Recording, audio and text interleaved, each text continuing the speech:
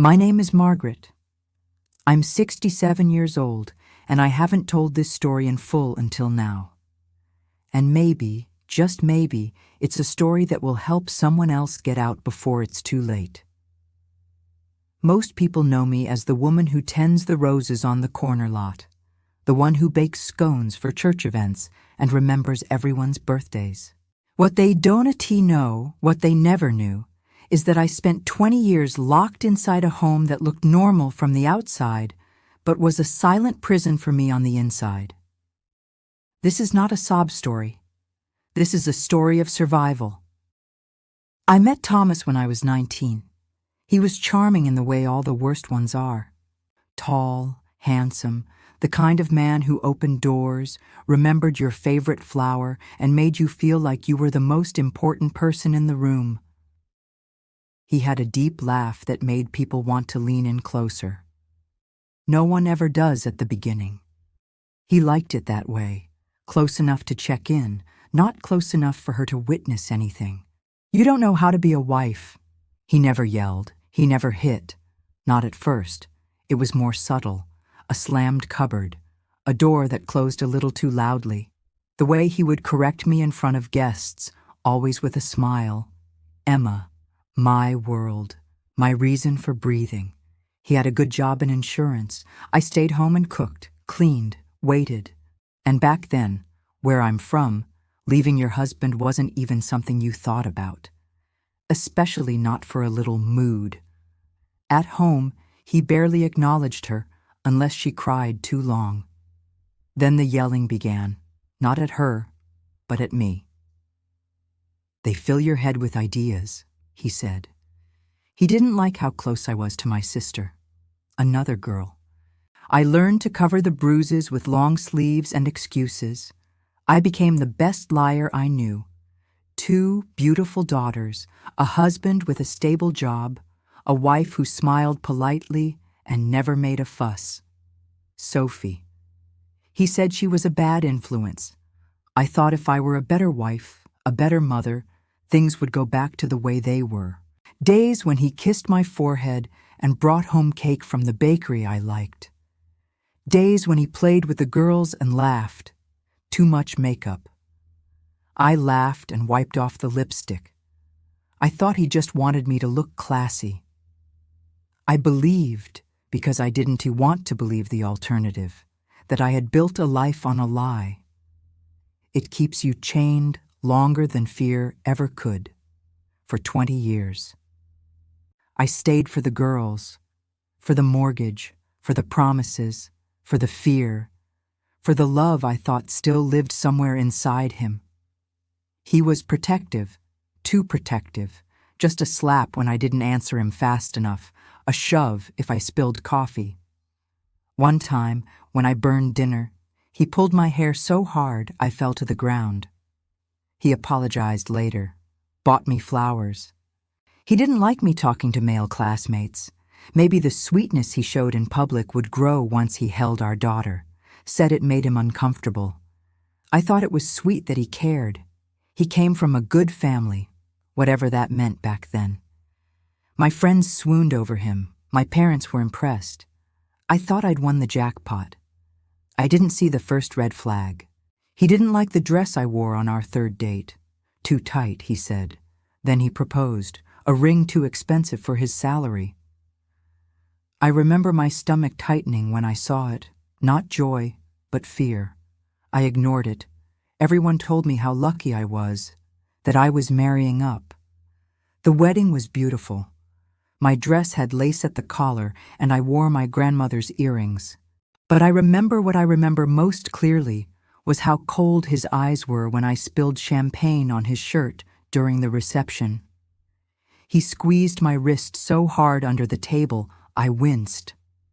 That was the first time I realized something was off. But I was already his wife. We moved into a little house 2 streets away from his mother. The insults began small. You're lucky I married you. You'd be nothing without me. By our 2nd year, I wasn't allowed to visit my parents alone. I stopped calling her. I told myself it was just for peace. We had our first child in our 3rd year, a girl. I thought maybe a baby would change him. It didn't. He loved Emma in the way that suited him.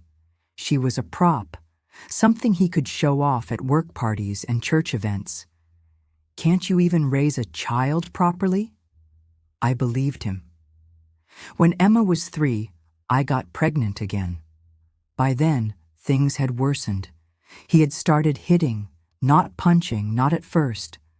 I believed him. I believed every apology, every promise. I told no one, not my mother, not my friends. On the outside, we looked like the perfect family. People admired us. Behind closed doors, I was breaking. It didn't happen every day. That's the thing people don't understand. It wasn't like the movies. There were good days. Those were the hardest days, because they gave me hope. Hope is dangerous when you're living in fear. And so I stayed. I stayed until the day I didn't. It was a Thursday. Funny how life doesn't wait to break you on the weekends, when you might be more emotionally prepared. It chooses Thursdays, or the middle of doing laundry, or when you're peeling carrots in the kitchen. Ordinary moments, until they're not. I had just turned 43. Emma was in high school, Sophie in middle school. They had grown into such bright, curious girls, both of them fierce in different ways. Just threw his keys on the table and marched into the living room. I told her he just had a hard job, that he was tired, that it wasn't about us. I wish I'd told her the truth. Emma questioned everything. Sophie, quiet but bold in her silence. I tried my best to shield them, but as they got older, they noticed things. "Why does Dad yell so much?" Sophie asked once, when she was 8. That Thursday, Thomas came home early from work. I remember I was folding laundry. There was music playing. The house smelled like lemon polish and roast chicken. He walked in the door, and I knew something was wrong. His face was tight, jaw clenched. He didn't say hello. "You embarrassed me." I followed him, wiping my hands on a dish towel. "You told them I forgot our anniversary." But he wasn't finished. Not that time. She just turned and walked back out of the room. "What's wrong?" I asked gently. His hand came down so fast across my face that my ears rang, but from the look in my daughter's eyes.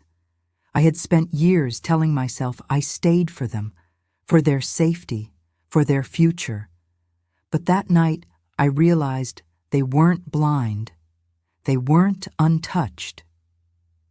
He looked at me with that cold, familiar stare. Emma looked from me to him and back again. I blinked. "I don't understand." I was too far inside the cage to ask for apologies. About Sophie. About the kind of men they'd trust, the kind of treatment they'd accept. The edge hit my ribs hard enough to knock the wind from my chest. I made 2 columns. In the first, I wrote everything I'd lost. I kept a small journal and tucked it under the lining of an old purse. I wrote down every incident, the time, the words, the bruises. But I started saying things like, "You never have to stay somewhere you feel unsafe," or "No one has the right to hurt you, no matter who they are." The one who told me what was real and what wasn't. Leaving him meant learning how to tell my own story from scratch. In the second, everything I might gain if I left. At the church dinner. I only said it because they asked where we went. There were no screams. I knew he wouldn't be back until morning. No police, just the essentials. Some clothes. I am choosing life. I am choosing peace. Do not follow me. My journal. The girls' baby pictures, my savings envelope, and the email printout with the address of the shelter. Just quiet decision. He didn't let me finish. I found one an hour away that took long-term cases. I staggered back, holding my cheek. He grabbed the back of my shirt, pulled me forward, and shoved me against the cabinet. Even when you know it's the right thing to do, even when your ribs still ache and your cheek still stings. It's not just about fear. It's about rewiring your brain after decades of control. I didn't scream. I didn't cry. Not then. Emma walked in at that exact moment. She froze in the doorway. His hand was still gripping my arm. My face was red and hot from the slap. There was a beat of silence. Then Thomas stepped back, ran a hand through his hair, and said, "Your mother's being dramatic." Emma didn't say a word. Something in me shattered, not from the pain. I was used to that. They were learning what love looked like, from us. And that terrified me more than anything else. I spent that night in the guest room. He didn't apologize. He never did anymore. He didn't need to. But I couldn't stop thinking about Emma. I sat up most of the night with a notebook on my lap. It was the first time I ever gave myself permission to dream about a life without him. The next day, I opened an email account he didn't know about. I searched for shelters, for women's centers. I didn't contact them yet, just bookmarked the page. That was enough, for that day. It took me 6 more months to leave. That's what people never understand. He had become the narrator of my life. But that night changed me. I became quieter, but not in the way he wanted. I started watching him with new eyes, studying his patterns. I started putting money away. Not much, just a few dollars here and there from grocery runs, tucked into an envelope behind the spice rack. And most of all, I started talking to my daughters differently. I didn't tell them everything. They were still too young. One night, Sophie asked me, "Do you believe that for yourself too?" And I said yes. It was the first real truth I'd spoken out loud in years. The night I left, it was raining. How poetic, right? It wasn't dramatic. He had gone out drinking with coworkers. I packed a small bag. I left a note. It simply said, "You no longer have control over me." I walked down the street and called a cab from the gas station payphone. I watched my house disappear through the back window. I didn't cry. Not that night. The tears came later when I walked through the doors of the shelter and a woman with kind eyes asked me my name, and I said, "I'm Margaret. I need help." And for the first time in 20 years, I meant it. The shelter was quiet, not silent, never that. There was always the sound of soft footsteps, distant children's laughter, and muffled cries from behind closed doors. Just a narrow bed with a worn comforter, a lamp, and a window that overlooked the parking lot. But to me, it felt like the penthouse suite of a 5-star hotel. But it was the kind of quiet that felt safe. No yelling, no slammed cabinets, no fear wrapped inside every sound. She had silver in her hair and wore a purple shawl. Not because I didn't want to talk, but because I didn't know how. After 20 years of walking on eggshells, I didn't even know what my own voice sounded like anymore. She didn't ask me to explain right away, just offered me tea and tissues and a notebook. They gave me a room of my own. The woman who welcomed me at intake, her name was Elise, sat with me for an hour that first night. "Write it down when you're ready," she said. Her husband was a pastor. Everyone in her town adored him. She had endured nearly 30 years of subtle emotional torture. No bruises, she said. Just silence, dismissal, control. You don't have to speak it until you want to. That small act of kindness broke something open in me. I stayed silent for the first 3 days. How I had tried to protect her, even if it didn't look that way. I told her she had always been my compass, even when I did not know which way to turn, to the sound of my heart starting to beat at its own rhythm again.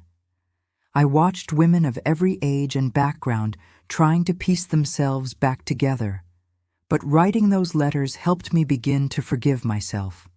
For staying, for being silent, for raising them inside that chaos. But I listened, to the other women, to the counselors. The morning started early.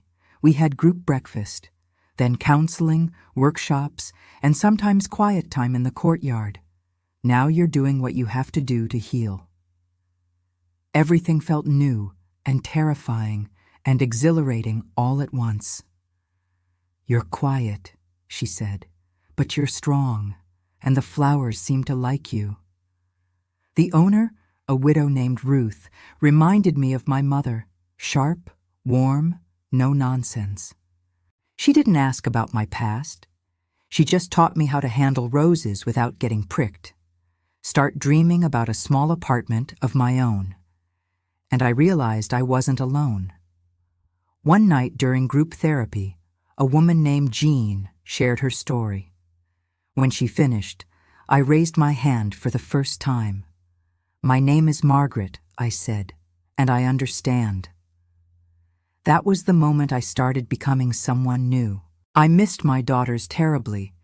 Dad said, "He told everyone you'd had a breakdown."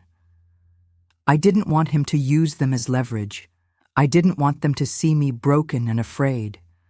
I had spoken to a legal advisor at the shelter who explained that since they were both over 18, I couldn't claim custody or visitation the same way. But I could write to them, safely, anonymously. I had left without saying goodbye, not out of cowardice but protection. I let her. Then she asked where I was, if I was safe. "It wasn't your job to save me. It was mine to protect you. And I'm doing that now." So I did. That neither of them were in touch with their father. That Emma was in therapy now, trying to unpack it all. I wrote each of them a letter. For the first time in a long time. To Emma, I wrote about how sorry I was. To Sophie, I wrote about strength, about silence, about how proud I was of her gentleness, and how I had tried to hold her pain along with mine. It had creaky floors and a leaky faucet, but it was mine. I bought thrifted furniture, painted the walls pale yellow, and planted geraniums on the windowsill. No tension, just wind and the sound of possibility. I mailed them from a town 3 cities over, with no return address. I didn't expect replies. Sat on the floor with a blanket and a lamp. And I wrote one sentence in my journal. Because that was the hardest part, not forgiving him. I was done with that. It was forgiving me. But as Elise reminded me gently one afternoon, you did what you had to do to survive. I stayed at the shelter for 3 months. I found part-time work at a florist's shop nearby. On the day she handed me my first paycheck, I cried. It was only $220. But it might as well have been $1 million. It meant I could feed myself, pay for a phone plan. Ruth offered me more hours. I started walking taller. I enrolled in a workshop on financial literacy, opened a bank account, bought my first cell phone. Sometimes at night, I'd lie in my little shelter bed and think, I did it. I got out. And then I'd think, now what? It was a rainy afternoon when Emma called. My new phone buzzed, unknown number. I almost didn't answer. "Hello," I said, voice trembling. Silence on the other end. Then, "Mom?" Her voice cracked on that single word. I sat down on the edge of the bed, heart pounding. "Emma," I whispered. "I got your letter," she said. "Sophie did too. We didn't know where you were. Of course he did." "He always did know how to rewrite reality," I replied softly. There was a long pause. "I'm sorry," she said. "I should have said something. I should have helped." "No," I said firmly. "You were a child. I was the mother." She started crying. "Yes," I told her. We talked for an hour. She told me Sophie had moved out 6 months earlier. "They say trauma echoes," she said, but I think healing does too. I wrote that down in my journal that night. A few weeks later, I moved into a small apartment above a bookstore. The first night I slept there, I left the window open and let the breeze in. No footsteps. I made tea in a chipped mug. This is not the end. This is the middle. The beginning comes next. The apartment above the bookstore became my sanctuary. It wasn't much, just a narrow hallway kitchen, a tiny bedroom with a slanted ceiling, and a living room that doubled as everything else. But it had sunlight, and quiet, and no one yelling through the walls. That alone made it paradise. I watched the world go by like I was seeing it for the first time.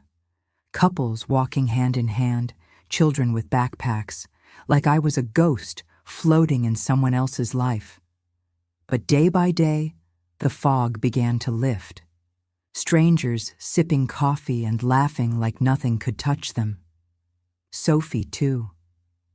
We didn't talk about the past much, just the present. Emma was finishing her psychology degree. Sophie had started volunteering at a women's shelter. Ruth had become more than a boss. She was a friend. Sometimes I'd catch her watching me closely, like she was waiting for something to crack. I began each morning with tea on the windowsill. For a while, I didn't feel like I belonged in that world. Emma called weekly now. "I want to help women like you, Mom," she told me one night. "Like us." I hated that she had to know any of this, but I loved that she was turning it into something powerful. Her words filled me with equal parts pride and pain. Every morning I told myself I wasn't going. Every night I read it again. I kept working at the florist shop. One day she handed me a flyer. It felt heavier than I expected. And for 20 years I lived a lie. I sat in the back with my hands in my lap, my heart rattling inside my chest. About the beginning, about the middle, about the day I left. Community Voices, it said. A storytelling event at the local library. Survivors of domestic violence sharing their journeys. I looked at her, unsure. I'm not ready for that. Not the darkest corners. There was just stillness. But enough. Enough to make the truth stand. She shrugged. You never are. But someone in that audience might be where you were 5 years ago, and they need to know you exist. I kept that flyer on my fridge for 3 weeks. I sat in that same circle where I had once cried into tea in silence. That leaving isn't the end of your story. It's the beginning. Now I was the one with the gentle eyes, the steady voice. And then one morning, I got up and wrote my story. Not all the details. The library was full that evening.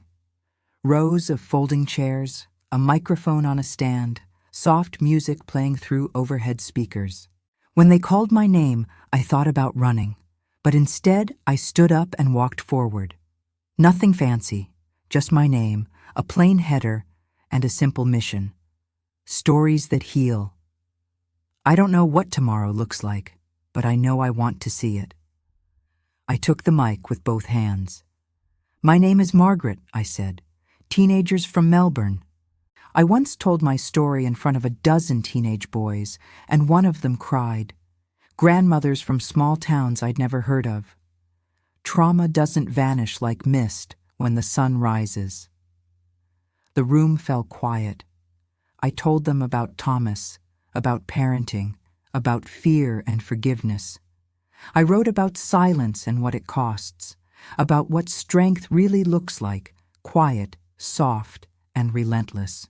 I told them what it felt like to lose your voice so slowly that you don't even notice it as gone. And then I told them what it feels like to take it back. When I finished, no one clapped right away. Then a woman in the front row stood up and said, "Me too," and the entire room followed. I walked off that stage not as a victim, not even just as a survivor, but as someone reborn. A few weeks later, Elise from the shelter invited me back to speak with a small group of women in the new intake cycle. "I'm not here to tell you what to do," I said, "only that it's possible, that you are not broken beyond repair." One of the women, she couldn't have been older than 25, grabbed my hand afterward and said, "I didn't know people like you existed." And I said, I didn't either, until I became one. My life didn't suddenly become perfect. There were still nights when I flinched at loud noises, still moments when I second-guessed my choices, my voice, my worth. But those moments passed faster now. I started a blog. I wrote about gardening. People started writing back, women from Idaho. One message simply said, "Your story gave me the courage to pack my bags tonight." That message stayed with me. It reminded me that healing isn't a single moment. It's a chain. Every survivor who speaks pulls the next person forward. And so I kept speaking. At women's centers, at churches, at high schools and retirement communities. He said, "I think my mom's still living that life." I told him to tell her she deserves more, not to save her, just to remind her, because sometimes that's all it takes. One reminder, one voice. Spring came early that year. The cherry trees outside the bookstore bloomed in pale pink bursts, the petals scattering like confetti along the sidewalks. I always loved spring. It reminded me that even after long winters, things could grow again.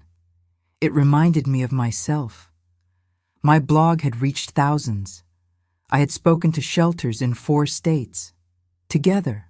And though I had not seen my daughters in person since the day I left, our calls had grown longer, warmer. I had been living in the apartment above the shop for nearly a year.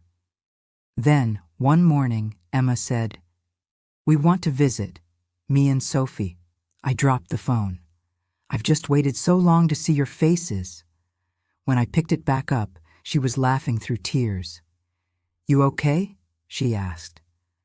"Yes," I whispered. They arrived on a Saturday afternoon. I watched from the upstairs window as they stepped out of a cab, both clutching tote bags. They looked older than I remembered, and stronger. Both had their father's jaw, but none of his shadows. Emma had cut her hair short. Sophie wore a denim jacket I didn't recognize. I opened the door before they even knocked. We just stood there for a moment, staring at one another. Peace was all I ever wanted. Ruth waved from inside. I just didn't know I could have it. Then they both stepped forward, wrapping me in the tightest, warmest hug I'd ever known. Just tears, breath, and the slow healing that lives in touch. None of us spoke for a while. When we finally sat down, I poured them tea. They both said they wanted me at every holiday from now on. "I like it here," Emma said, glancing around the little apartment. "It suits you." I just needed to be in a place where I could accept it. But I said yes. "It's peaceful," Sophie added. Just as someone who had walked through fire and found something soft on the other side. I smiled. That evening, we went for a walk around the block. The street was golden with evening light. We passed the flower shop. The girls asked questions, some gentle, some harder. I answered what I could. No, I didn't leave sooner because I didn't believe I could. From daughters who now understood their mothers. From husbands who admitted they hadn't seen what was right in front of them. Yes, I stayed because I loved him once, and because fear made me small. Yes, I regret not protecting you more, but I'm trying to do better now. They cried. I cried. But we also laughed at old memories, at the oddness of our lives. It felt like stitching together a torn family quilt. The holes were still visible, but the fabric was holding. She looked at me over a bowl of chopped parsley and said, "Do you think you'll ever fall in love again?" And that's enough for now. Emma told me about her fiancé. Sophie showed me her new tattoo, a tiny tree branch symbolizing growth. It had been sold years ago. A new family lived there now. A child's bike sat on the porch. I didn't have to earn their love back. They had never stopped offering it, or excusing, or welcoming back. It meant release. A few weeks later, I was invited to speak on a national podcast. It was called The Silent Years, a series focused on stories from women over 50 who had survived long-term abuse. I was nervous. The interview lasted an hour. I told my story plainly, not as a victim, not even as a hero. It went viral. But for me, I'm tired of carrying what he did. It doesn't belong to me anymore. Over 200,000 people listened. Emails poured in from women who had never told anyone their story. The podcast host said, "Margaret, your voice gives others permission to speak." I thought about that phrase a lot. One evening, Sophie and I were cooking together in my kitchen. I laughed. "At my age?" She shrugged. "Why not?"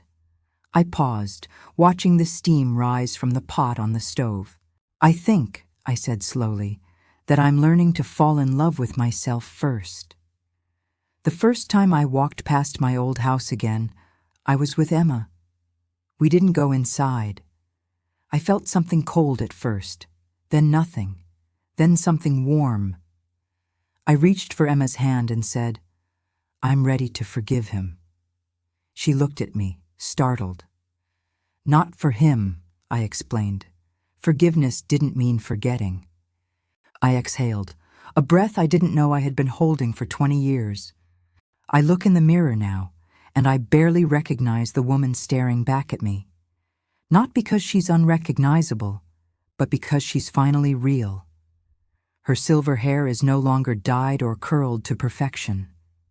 It falls gently around her face, soft and unafraid. Her wrinkles are deeper, yes, but they tell a story of endurance, not defeat. Her eyes do not dart with fear. They hold still, they see clearly, and they forgive what they need to forgive. I've become someone I never dreamed I could be, not because I escaped, to stay, to speak, to cry, to write, to trust again, to forgive myself, but because I healed. And healing wasn't a straight line. It wasn't a sunrise after one dark night. It was 1,000 small choices. I used to believe that my worth was tied to how quietly I could survive pain. Now I know that my worth has nothing to do with silence, and everything to do with truth. A young woman came up to me afterward crying. Some only needed a meal. Others needed a plan. Many needed someone who would just believe them. It's been almost a decade since I left. In that time, I've helped over 300 women through shelters and programs across the country. That our voices are not too late. That we are not crazy, not weak, not unlovable. Because that's what we all need, really.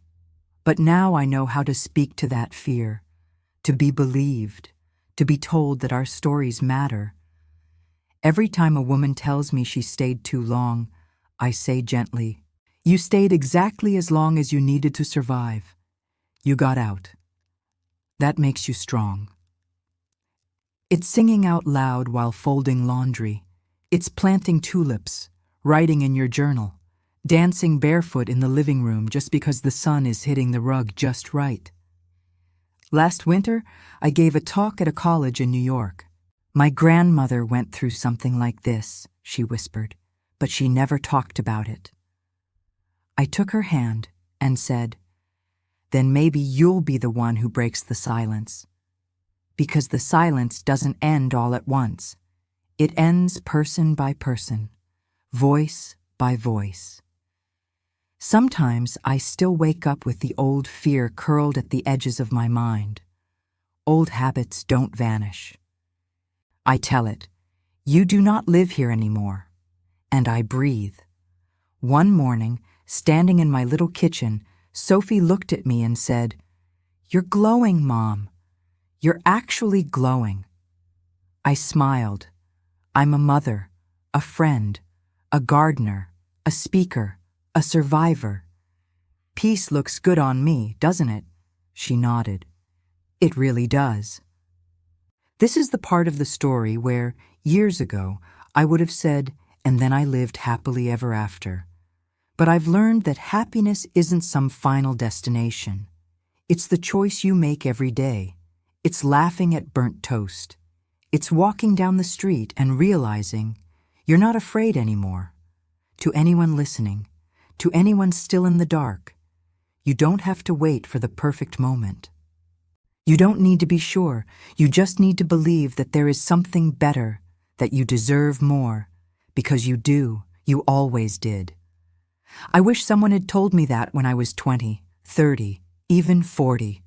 But I'm grateful I finally told it to myself at 50, and again at 60, and every day since. I'm Margaret, and I'm free. Not because someone saved me, but because I saved myself, and you can too.